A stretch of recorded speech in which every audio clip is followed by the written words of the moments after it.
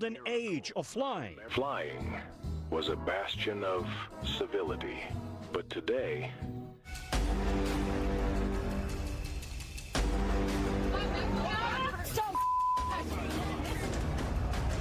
The Transportation Department cites a 400% increase in bad behavior and violence since 2019. But the FAA's own data shows unruly behavior peaked in 2021 during the mask mandate at 5,900 incidents and has since dropped dramatically to 2,096 incidents last year, 1,431 so far this year. The majority of people come to our airplane with kindness in their heart, a desire for safe, uneventful flight. And it is not a cage match every time you go to the airport. The fine for interfering with a flight crew can reach nearly $44,000 per offense, plus jail time. All right, rotate. Often caught in the middle, flight attendants, many of whom take voluntary training to defend themselves. Pretend like you got a bug under this foot and squash it. Squash it. There it is. How do you negotiate with and talk down somebody who may be behaving badly or not behaving appropriately? Absolutely. I think the most important thing is we want to diffuse and de-escalate the situation. We don't want to make it worse. A lot of times just taking the time to have a conversation and utilizing your tone and your voice, that can manage that.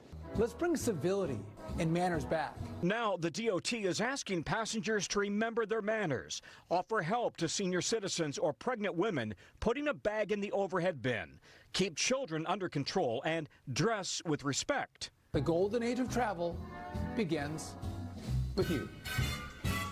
All right. So, Tom, here's a question. I mean, with so much pressure on flight attendants always, but especially ahead of the holiday rush, should passengers ever get involved in some of those cases to help them?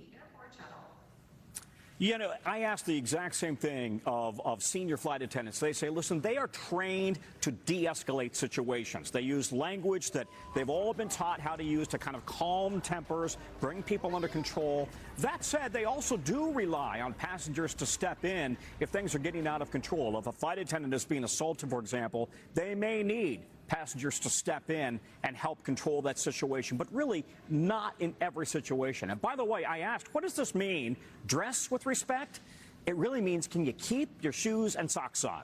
Nobody needs to see your feet when you're on a plane, certainly not on, the back of somebody's seat. Yeah. The dog's barking. Seems like that one goes without saying, but thank you, Tom. I didn't know that was a big problem. Oh, it's a problem. People are taking their socks off. I remember one time taking like a long flight. It was like to Europe or something, and I was in the middle seat, and some guy took his shoes off. There was nowhere else to go. So I kind of said to the flight attendant, is there anything we can do? She goes, she took some perfume, and she just started spraying it down the aisle. It was like, God bless. She did her best. Take her blanket and make a tent over it was just like, there's nothing you can do with smell. Like sounds you can block out, light, whatever, but smell is a thing. No longer, because Tom told us civility is coming back to the airwaves, and hopefully further than the airwaves. Yes, hopefully on the ground as well. Stretch out into larger parts of society. Tom also mentioned dress. I'll tell you someone who dresses up for every flight. That guy, Al Roker. My dad taught me that. If you dress with respect, if you dress well, first of all, the flight attendants, the crew appreciates it. I just think it makes a difference. Yeah. So let's just listen. You don't have to wear a tux. Yeah. But there's nothing wrong with that. Anyway, let's show you what we've got going on. Speaking of travel and the holidays, okay, so